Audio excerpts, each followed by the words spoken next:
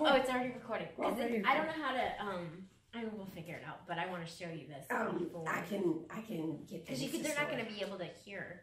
Okay. You know what I mean? The Insta story. Let me find her. I don't know if you know this girl. Oh, this girl. When you say. Do you know who this is? No. Okay. I'll just show you the beginning.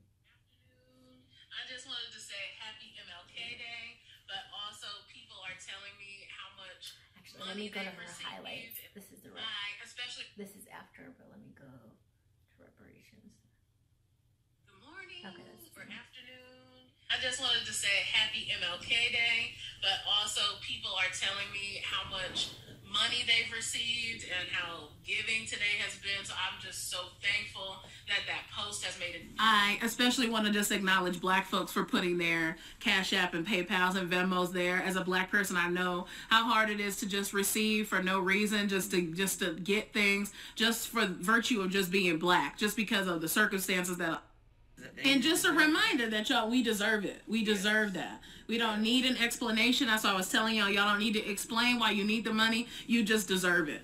And that's Even if you just wanted it. If you just wanted it, if you just wanted to go buy a glass of wine, if you wanted to go have some. But this may be the post that she's talking about. She asked basically for here. It says, dear white. Why white is white. White. Okay, dear white people, instead of sharing whitewash MLK quotes tomorrow, give some money to a Black person. Reparations or bust. And so her thing says, Black people, put your own businesses, Venmo, PayPal, or Cash App handles in the comments. White folks pay up. Share this post widely. Reparations, hashtag reparations, hashtag reparations or bust, hashtag MLK, hashtag Martin Luther King Jr. So I'm just interested to see. Because this is yeah. Because I have opinions. I got my feelings about this one. Okay. And I've read the one, there's up to 2,000, but I read 1,000 comments last night. Well, seriously. Yeah, I did. Okay, so what did you get from those comments? So, preface it to say this is an activist, and she's asking for reparations for Black people, and she's asking just any Black people to put their handles of Venmo in the comments. Mm-hmm. And you don't know the Black people. They're just Black. She's just saying that because of what white people have done, white people owe money. Okay. Okay. And then what else I saw was white people were asking, why would I give? I don't know these people. I don't understand why I'm giving. And they were shouted down. They were called racist because they were just genuinely asking, like, I'm gonna give, if I'm giving money, if I'm being asked to give money. No, fine. So if I'm being asked to give money, like, I would like to know where my money's going. Like, who am I giving it to? When they asked that, they were legitimately told that they were racist, that they should sit down and shut up, and that they should not ask that because Black people, by nature of being Black, deserve money. They deserve reparations. Yeah. So do you want to share your opinion, or want me to share my, like, what do you... So I think it might be good to establish what reparations is. Yes, and you know what, for this episode, maybe we should go back. There's something that they said to read, and I have to preface, I have not read it. Ta-Nehisi Codes, he wrote an entire piece for The Atlantic on reparations. Okay. I have not read that piece. Now, what I do know is that it references housing discrimination and how we need to make up for that. So he's not asking for straight money. I do know that.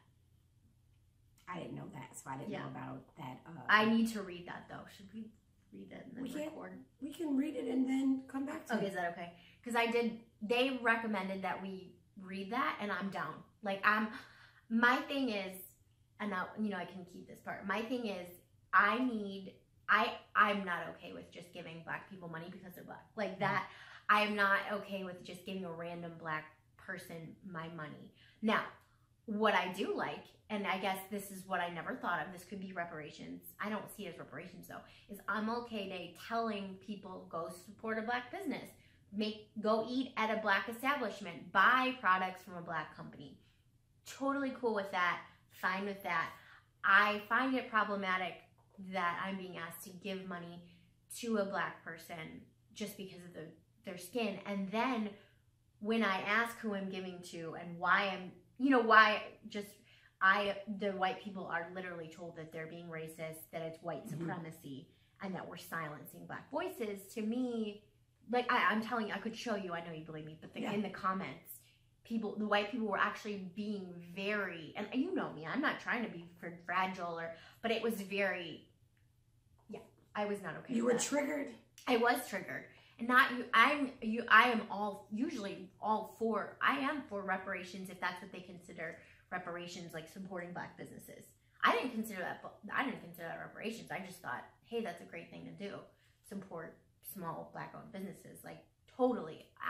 Even donate to a nonprofit, and that's what the black people or white people were saying is like, we don't feel comfortable Venmoing people that we don't know. You know what I mean? They're like, we're just not comfortable with that just based on the color of their skin, but we are comfortable donating to organizations that are black owned.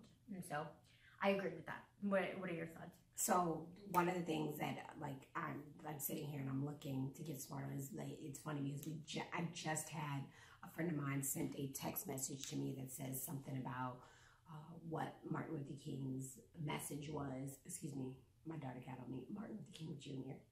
Because he was a junior. That is good. That's good. She was like, it's junior. I was like, you're absolutely right. So what that means and how do we get reparations? Now, I do believe that the black people of the country, there's something owed from this country to black people. Sure. Because we've paid, we gave the Indians their land, or the Native Americans their land. We've given, look at what we still provide to the Middle East. Yeah, that's what this activist said too. Like we are still providing money to countries that we went to and tore up. Like this is not news. This is not like 21st century stuff. This is like, no, for sure. We've done this. So, but my question is, go ahead. Sorry. So what I do believe is that there is something. You cannot oppress a people the way that our government has done for so long and say, well, not y'all, because, well, y'all here now.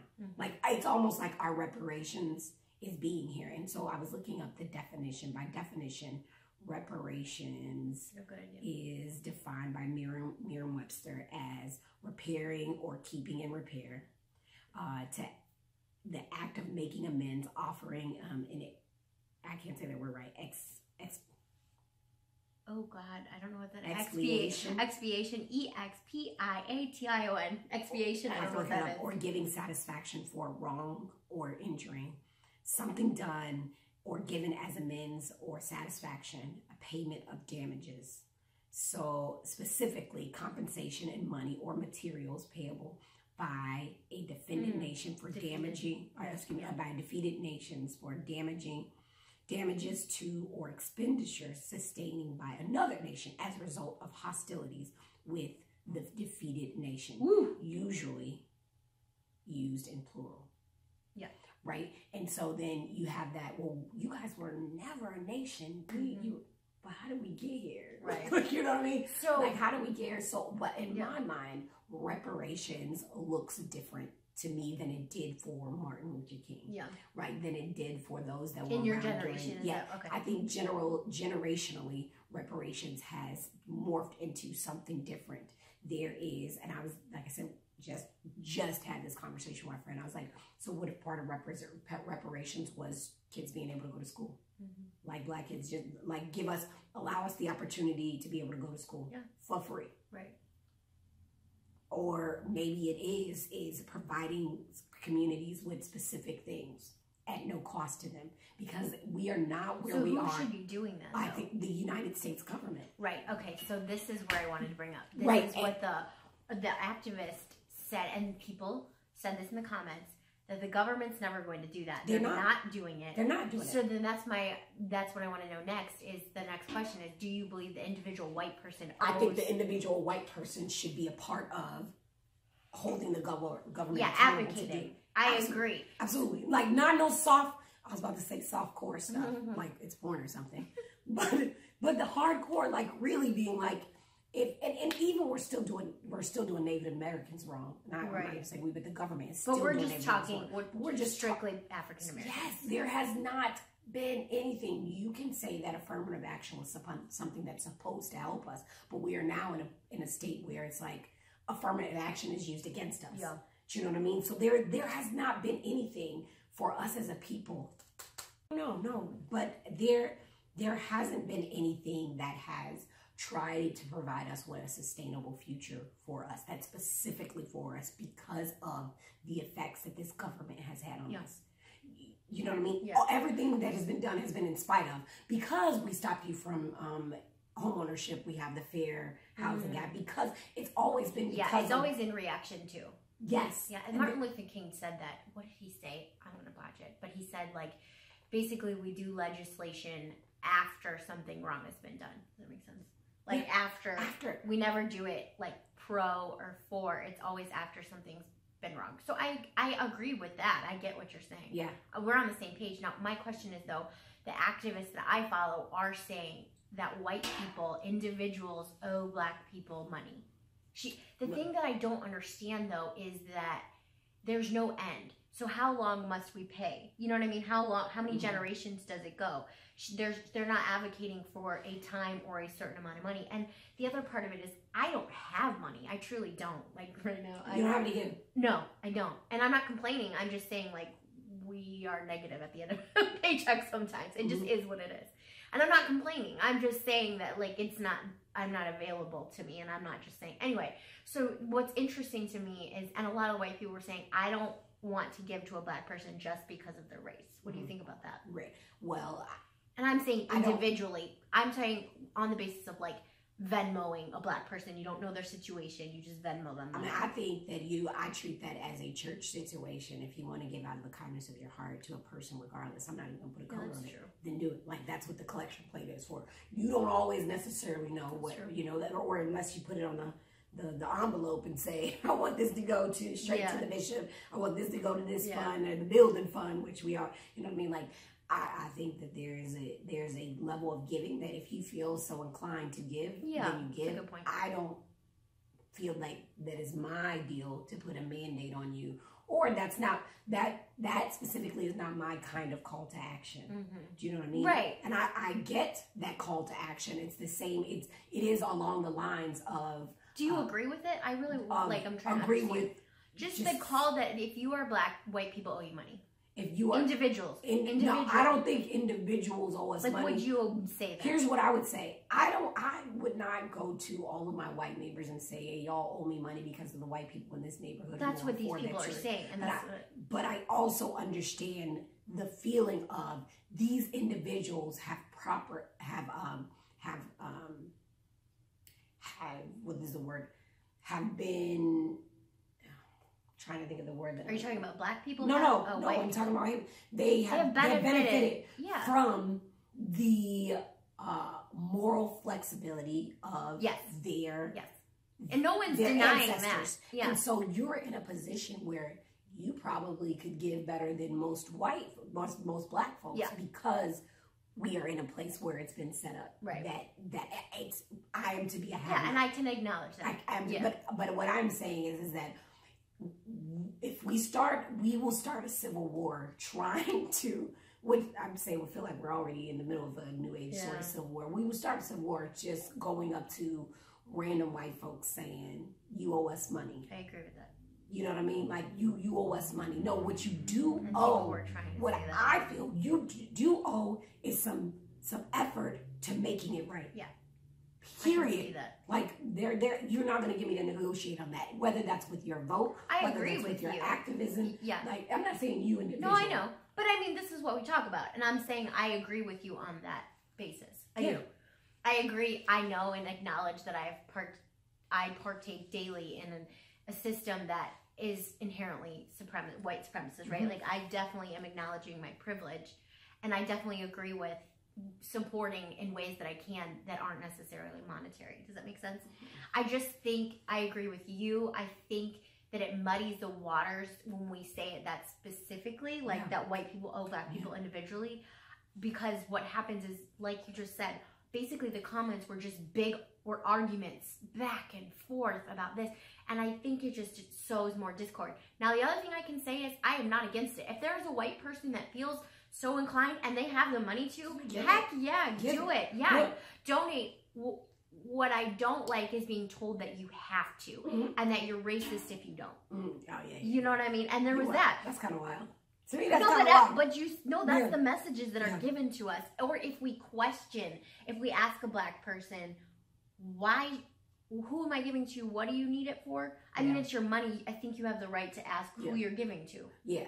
And you're not racist for doing that. So this is not the Christmas angel child sort of deal where you're just seeing a name and you're seeing a name, you know, like, okay, I'm just going to give to this child. No. But like I said, I will say is I come from the perspective if I decide to give something, I'm not the one to tell you what to do with that gift. Yeah. I'm giving it. So if you feel like you want to give, then 100%. Go ahead and give. That's true. But you don't need to ask what you use this for. Because if it's in you to give, then it's gone. Once you let go of it, it's gone. Do what you will. But you've got to be in that headspace to want to give in that kind of way. And I'm not against that. Like I said, if white people... What I'm not thinking that's healthy, though, is guilting white people into giving. Oh, no. I don't like that. I don't like guilting or shaming white.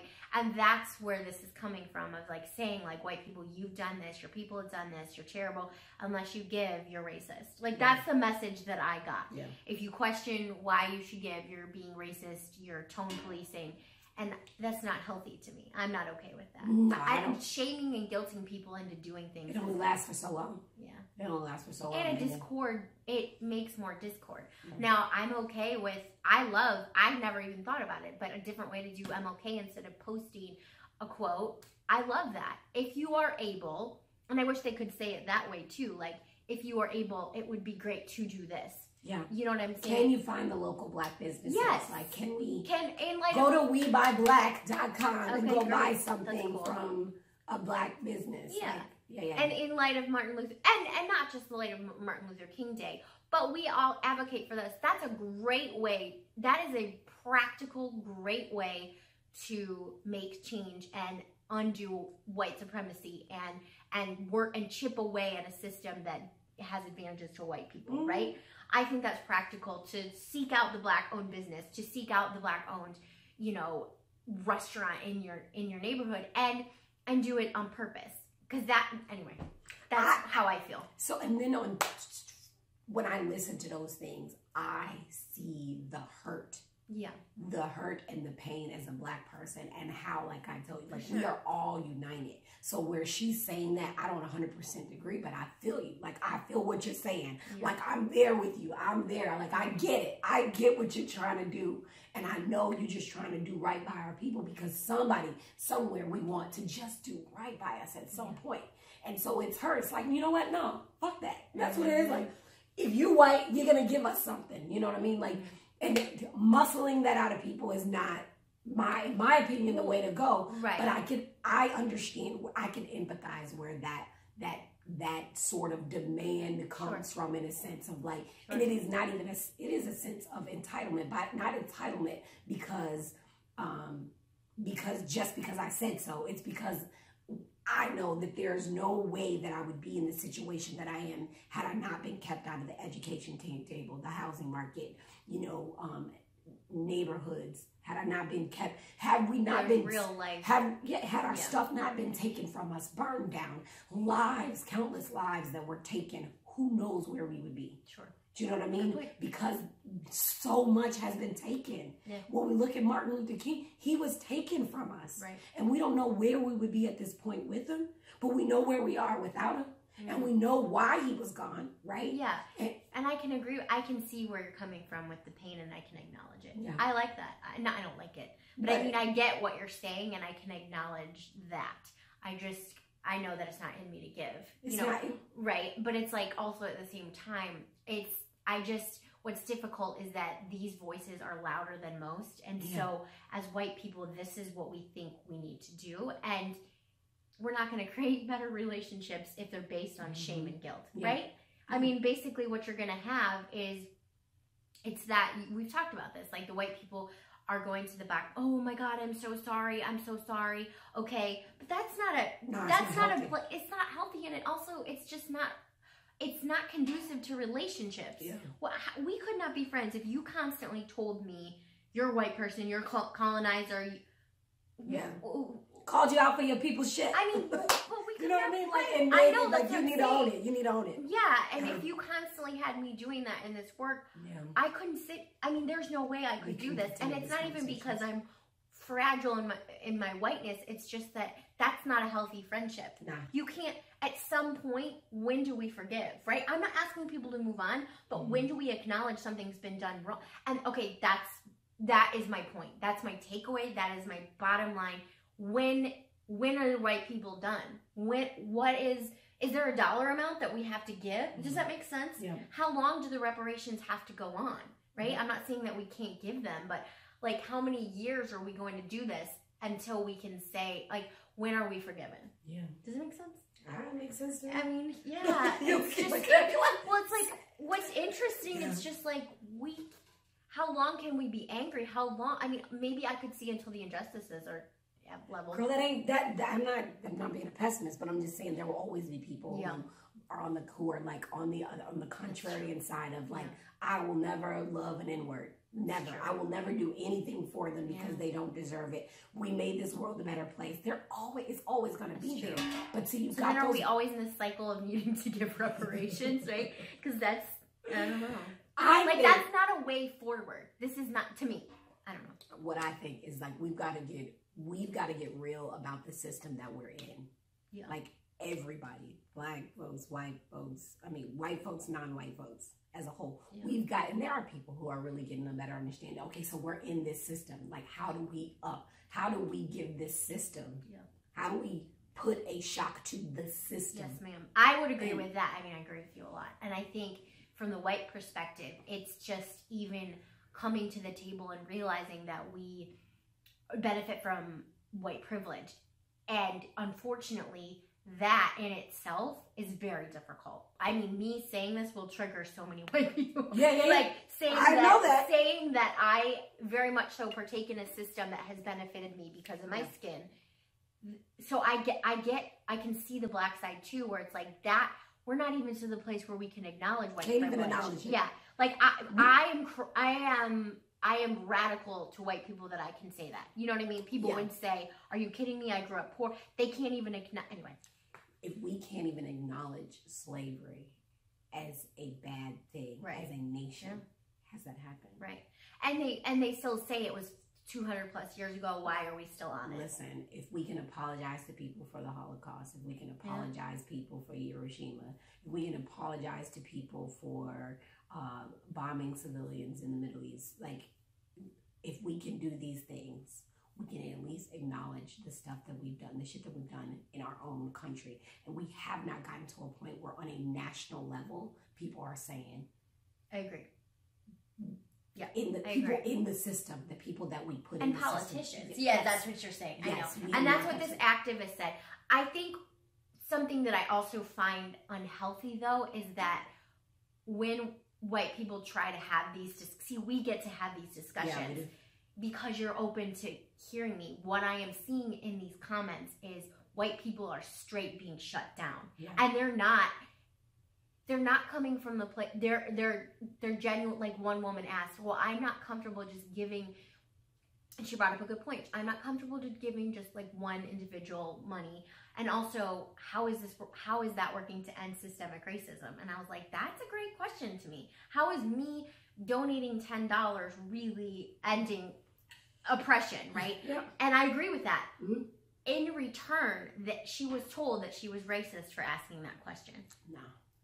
I disagree. I just think listen, what I wouldn't have did is I wouldn't have said it in that forum. Mm-hmm. And so they'd ask me on a page like that, right? Mm-hmm. Because that's her space, right? Or whoever that lady was. Yeah, it's Erica Hart. Yeah. Okay, so like that's her space on a page like that. Is that really the forum that you want to put that out? Okay, then we're having the conversation that everyone said, because the black people did say that. Like, is this really the space that you want to bring that in? Because you know what you're gonna get. Yeah. So this is the thing, is that what if she really doesn't? I'm telling you. Yeah. And here it comes down to intent versus impact, and we go through this all the time. But I agree with the white people on this one in the comments of look, she puts out work, okay, right? So like this would be, Yeah. we are in this space. We put out work. We do this work. If someone challenges us, would you just shut them down? But we're in a different, again, the way we do business is different. It is. It is not. We don't all do business the same way. Not all Black activists are there to teach white folks. Sometimes we're just there to activate our own people. Yeah, like that's just it. That's true. And to rally our people and to empower but aren't people. If you are putting out a body of work, aren't people entitled to their opinion? How can you shut down a conversation? They're entitled to your opinion, and they can give it, but they cannot control your response. That's true. Period. That's true. From both sides. From both sides. The white person can be ignorant and say what they want, or can be spot on or ask a question out of ignorance, genuinely. But again, we don't know the white person's intent, and I can acknowledge that. I can acknowledge that white people definitely go into spaces, probably more often than not, with bad intent, trying to stir a pot. But I think it's dangerous when someone does come to a space to learn. And I saw a white person just get attacked for asking a question. What do you think they did about Black folks after that? That's my point. That's exactly what I'm trying to do. They're just mad. Right. And then it plays into the stereotype of the angry Black person who, But and then it also plays into the thing of we are all individuals. And when you're talking about the World Wide Web, there are so many different kinds of people on there that even though you may have one site or one faction of people that are coming at you hard, that doesn't mean that all of us are coming at you hard that way. That doesn't mean that we all, like I said. But if those are the loudest voices, though, unfortunately. But what do we say to people is that sometimes you have to seek out different voices. You should. You have to seek out different voices. Everyone's not speaking that language. Again, as a chocolate person, I can empathize. I can understand. I know the strong feelings. And I told you, when we talk about our biases, I have to fight a lot of those biases to do this sometimes. It's it's okay. Like, it's okay. It's okay. And it's okay to have that anger, too. Obviously not. It's real. That's not fake anger. They need my permission, but I'm just saying, I get it. Yeah, it's not fake outrage, but I just personally believe that we are in a day and age in the 21st century that reparations looks different to me. Yeah. Period. Yeah. I don't believe that on an individual level, like we shouldn't be going house to house. But if there are people that want to give in that way, fuck it. That would be my takeaway too. I'm not stealing it. That's what mine is, because I can't give. Truly, I can't right now. And if I could, I actually would be one of those white people that would. But yeah, that's my thing. If white people want to give, but I would hope that they're giving out of a place of just wanting to give instead of being shamed and guilted. Yeah. That's my message to white people too, is just be realizing if someone's guilting or shaming you into doing anything, it's not healthy to me. Yeah, I don't think that's okay. So if you're giving because you feel like you have to, because you're a bad white person and you're partaking in a system that benefits you, which we are, but you're giving because you feel bad. You feel like you want to? I don't like that. But if you feel like you're like, you know what? Wow, I learned. I want to. I also support, like, if I could give the activist that does this, even if I disagree with her, I can give to that because I support her work, even if I disagree with some parts of it. Yeah, I don't think there's much else that I could say on top of right. No, me neither. And I agree with you. I think the conclusion that you came to, I agree with. Yeah. Yeah, and I like the other takeaway I have is that I can empathize with the anger. Yeah. I mean, I can't you know what I mean? Yeah. I'm not black, but obviously. She's mad, but I ain't stressing. Yeah, there you go. But yeah, right. But I can't get it, but I'm saying that, wow, I acknowledge the pain. I can acknowledge where this is coming from. Yeah. So my so what, now what? I think that was your so what, now what. It is. It definitely is. I value you bringing this conversation to the table. And I really do think that that if we're going to look at reparations, right? If we're going to say, all right, it's time to get back what we owe, that it cannot just be non-white voices, or in this case, it just can't be black voices. It can't, because in order to, again, to put a shock to a system that needs to make these changes, we've got to have people. Even if we all voted for one thing. And that's my point, is that you're losing white people. I'm not saying we need to tailor a message or water it down. No. But if you're telling us that we're guilty, we're bad because we're white, we need to give back. You're losing allies. I don't know. It's just my opinion. Hey, do it how you want to do it, but like I said, That's true. I'm down. She has the right to do it. I'm down with some education for some of these kids, like real education. Like I'm down with fixing the school systems at no cost to some of these communities, Sure. because the system has prevented them from being successful. I am so down with saying, you know what, we put these people in the projects and we set up these things to keep them there. So how about we pull some of them out and give them the life skills and the home to start a successful life so that they can sustain those things. Yeah. Because we're not only fighting not having the dollars, we're fighting not having the mindset of ownership and of those sorts of things. So it's like there is a lot to be worked on. And how that happens, I don't freaking know. But I know that advocacy, like we just talked about, just understanding the way things they work in our country, and that's, is a starting point. Right. Because a lot of us had before 45 thought that the government, it just worked. It just did what it did. Right. And like he's starting to help us realize that, oh shoot, it don't just do what it do. Right. Like you got to get I'm not saying all of us, because there are some people who have been activists in this sort of thing forever, but now it's like, oh snap, like I need to talk to my congressperson. Like I need to show up. Yes, the Great Awakening. That's what we call it. And there's a great awakening for white people in realizing that they partake in white privilege. So if you're listening to this and you're white, you do have white privilege. Whether how angry that makes you or not, that's all right. Yeah, it was gifted. It was given to you the moment that you came out without all that melanin. Right. It is what it is. You were born into that club. I was born into a club. After this one, angriness. Right. No, I get it. And I think for white people, I need to share. It's like called Unpacking White Privilege, and it's just like 90 ways that we partake in it. It's how I was introduced to white privilege, and it lists all the ways that we benefit. So I think that would be helpful, because that was a starting point for me, and it's also very triggering. Also, why I say stay open and stay curious. Stay curious. That's why I'm not ending the podcast, but that's why I say that all the time. I mean, I say it to everyone because I think it's a good way to live your life. Yeah. But to white people, when you're coming into the race conversation, stay open. Is that an article or something that you were interested in? Yes, and it's I could find it. So we'll put it. We'll put it in the show notes, and then we'll put the article from the Atlantic by Ta-Nehisi. Yep. And reparations. On reparations. And I definitely think this is something that we keep talking about. Yeah. No, this is a really good one. And I think a lot of our listeners, I know our listeners, our white listeners, are coming into understanding what white privilege is. And if you don't know, that's fine. You know what I mean? Like, anyway. Yeah. Hey, and I want to use that. I want to use our anger for amazing things. Yeah. That's it. Yeah. I just and want you to. can. Yep. Yeah. And if you've got people, I will tell you the way that I am using my anger with regards to this sort of thing is teaching and guiding and advocating other people like me on how to do the same thing for themselves. Because you cannot be the only, if you're out here doing this work, you cannot be the only one showing up for all Black folks. Like, the more you empower people with their voices, I mean, on a neighborhood by neighborhood level, you show people how they can show up for themselves and for their children.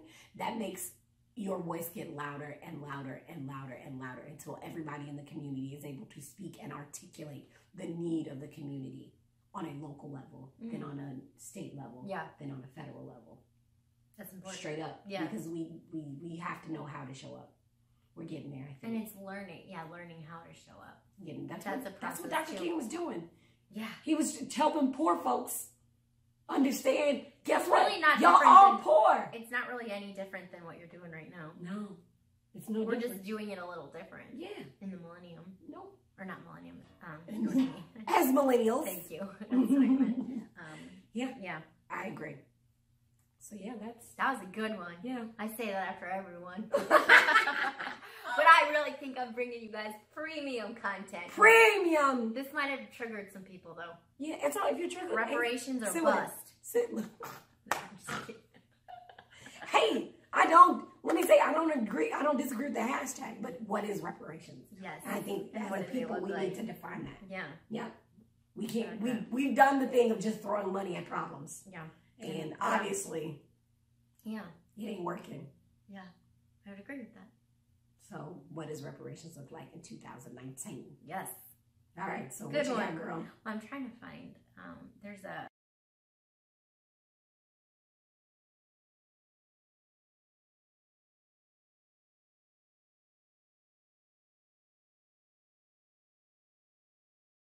okay, we're back. You thought you got rid of us. Yeah, did you enjoy that episode? I hope so. Did it make you get in your feelings or think? Yeah. I hope so. But speaking of thinking, I did a lot of thinking about this. Same here. And I read some more. I read Ta-Nehisi Coates wrote, I think it's called The Case for Reparations. We'll put it in the show notes. But it was very long when it took me a while to read it. And I kind of skimmed through some parts because he's a good writer. But and I read this quote that I wanted to share with you guys real quick because it kind of changed and evolved what my thoughts on reparations. Okay. But I believe that wrestling publicly with these questions matters as much as, if not more than, the specific answers that might be produced. An America that asks what it owes its most vulnerable citizens is improved and humane. An America that looks away is ignoring not just the sins of the past, but the sins of the present and the certain sins of the future. More important than any single check cut to any African American, the payment of reparations would represent America's maturation, I screw that word up, out of the childhood myth of its innocence into a wisdom worthy of its founders. So a lot of words to say that asking the questions is important. And I didn't really think about that until I'd read this article that I actually, because we talked about one of the activists here, I thought she was kind of divisive. And I think, to me, if we look back on history, one of the bigger things that we'll see is how important that she's bringing this conversation up. Mm-hmm. That we should be talking about it, that we should be questioning the effects of slavery still. What are your thoughts on that? So what I got from the almighty Ta-Nehisi Coates is that just from the standpoint of, I still think that, reparations looks very different. It's more than just a check. It's something more and deeper than that. But I am now coming from the mindset of a part of we as Americans providing reparations, in a sense, is finding the oppression in the policies and fixing that. Yeah. Because you can give money to communities. We see it now. They get money and money, but then it's the policies that are created by the government in which we live in that negate any of that help, any of those reparations. So yes, I appreciate what the activist is doing, but I also know that that is putting a Band-Aid on a gaping wound. Yeah. But it's something. And I don't discredit that that's something, but I know when you have an audience that, at least I feel when you have an audience, that it's important that we look at policy too. Yeah.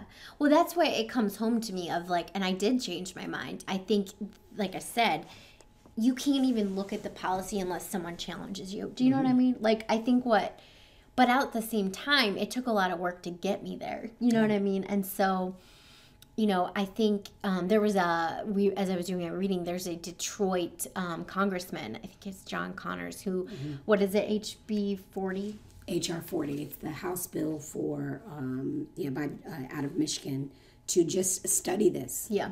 And we never studied it. He points out, we study everything from water, housing, roads, the environment. Why aren't we willing to study our history and of what we've done and even bring up the question? Yeah. And we're afraid to.